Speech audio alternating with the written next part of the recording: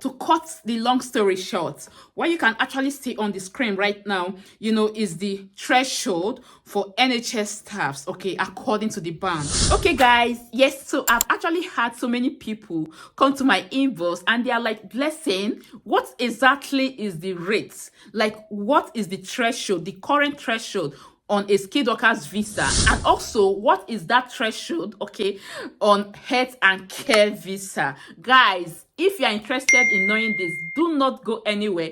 Consider sticking with me until the end of this video because I have first-hand information for you. This is directly from UK government's website as it was published today, 4th April 2024. Stay tuned, do not go anywhere, and I'll be seeing you shortly.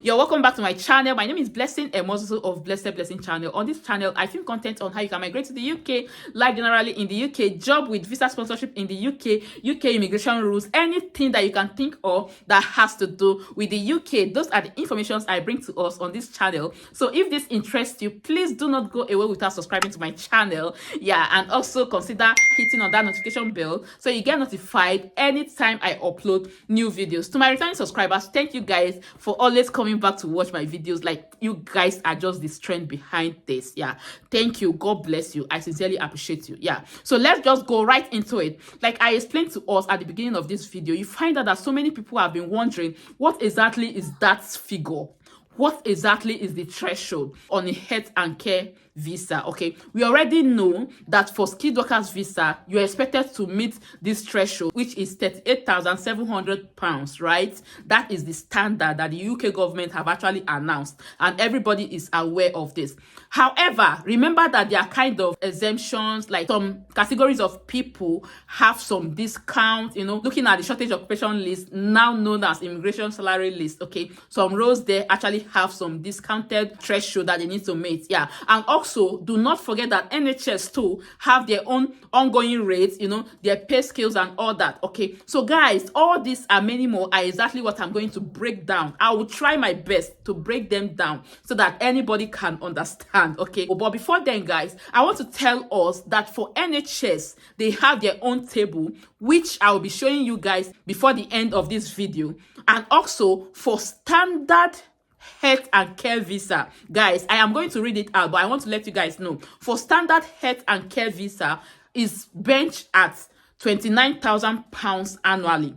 So if you are someone that wants to apply for health and care visa, you're expected to earn up to £29,000 annually, okay, before you are eligible to apply for that visa. However, there are some discounts attached to, some roles, that's to some job roles, okay, depending on the ongoing rates on that particular role that you're applying for. Okay, so I'm going to show us the table for the ongoing rates, yeah, and also I'm going to bring to us, the general table for skilled workers visa. Okay, so all these are what I am going to bring to you guys. Yeah, as you can see on the screen, this is the first part. Yeah, this is directly from UK government's website, and like I said, it was published just today, 4th April 2024. We all know that we have skilled workers visa, and then care worker visa is part of skilled workers visa. Okay, so for those of us wanting to apply for care worker visa, okay, at the point of application, you will see there you should confirm if this job or if this role is eligible for a care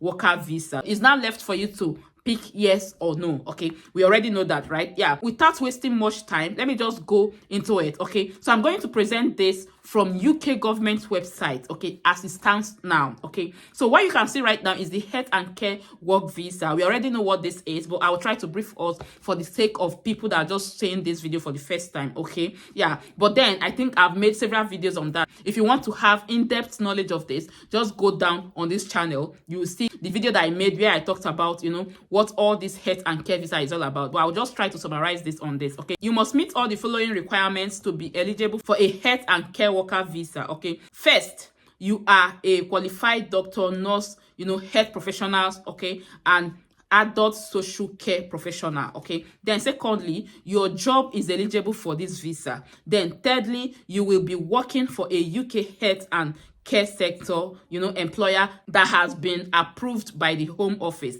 Then lastly, you will be paid the minimum salary or the going rate for the type of work you will be doing, whichever is higher. Your employer must make sure your job pays at least the minimum wage, okay, and follows the UK rules for how many hours a week you work, okay. If your employer does not do this, your application will be refused. Guys, you can say so. You must make sure that the employer pays you up to the minimum wage in the UK. Check. I think I have already done a video, but just in case I have not uploaded that video, okay, just keep on with this channel. I've already done a video on the minimum wage, okay, how to know how much or the current or the trending minimum wage in the UK. But they are trying to say that when you are picking up that job, you must make sure that that job, meets the new minimum wage, okay.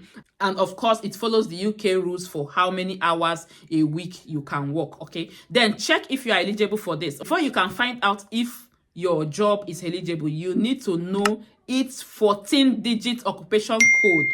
Okay, if you already have a job offer, ask your employer for the occupation code. Guys, that brings me to occupation code. Remember that today that I'm shooting this video, though it depends on when you are seeing this video, today is the 4th of April 2024. So what it means is that from today, the Home Office is now using a new occupation code. That's the SOC 2020. So those days of SOC 2010 have already gone, okay? So they are no longer going to be using the old SOC code. It's now new SOC code. Please ensure that anytime they are giving you certificate of sponsorship, that your employer is using the correct code. If not, your visa is going to be refused. You heard it, okay? So that is how it is. Okay, so let me quickly go to that part where the salary requirement is, okay? So as you can see on the screen, salary requirement, okay, you will usually need to be paid at least £29,000 per year or the lower going rate for your job, whichever is higher. For example, your salary is £30,000 per year, but the annual lower going rate for that job, okay, you are doing is £33,000, okay, per year. Yeah, then you do not meet the usual salary requirement for this visa. So what they are trying to say is that, for instance, if your role, that job that you are going for, okay, if the annual salary is £30,000, just like the example they gave here, okay, and then the annual lower going rate for that job is 33,000, it means that you don't really meet up to the requirement. That's the salary requirement for that role. So of course you are not eligible for that visa. Guys, calm down, we are getting there. Then each occupation code has its own annual lower going rate, okay. Check the lower going rate for your job. Guys, there is a link there. I'll also leave that link for you to check the most important thing is just for you to know your going rates, okay. So if you're able to check that going rate, okay, I'll just click on it. Let's say, yeah, for skilled workers visa, guys, this is the going rate, okay. As you can see, it was published today, 4th April 2024. Find out the annual going rate for occupation code that are eligible for skilled workers visa, okay? The table is sorted in order of occupation code with the smallest number at the top. If you work in healthcare or education, there are different salary rules if you work in some healthcare or education job. The going rates for these jobs are based on the national pay scales. We already know this, okay? Set by the relevant independent body. For example, NHS, okay? So guys, for NHS job, like people that wants to get NHS job, remember that you have national pay scales, okay, for NHS job. That one is quite different from this, okay? Yeah, but let's just go straight into it. What you can see on the screen right now is a table showing the current salary threshold and the ongoing rates, for all these occupations. Like I told you guys, remember that we are now using new occupation code. So as you can see, it says if you qualify for the standard rates, okay, because you got your certificate of sponsorship after 4th April 2024, read the standard rate column. So what we are going to be focusing on is the standard rate column, okay. For those of you that will get your sponsorship, that's your certificate of sponsorship after today, 4th April 2024, if you qualify for the lower rate, read the lower rate column. You only qualify for the lower rate if you, one, are applying for a health and care worker visa in certain occupations. There is a link there, okay. Secondly, if you got your certificate of sponsorship for this visa application before 4th April 2024, that's for those of you that got their certificate of sponsorship before these dates, okay, then it means that you are qualified for lower rates.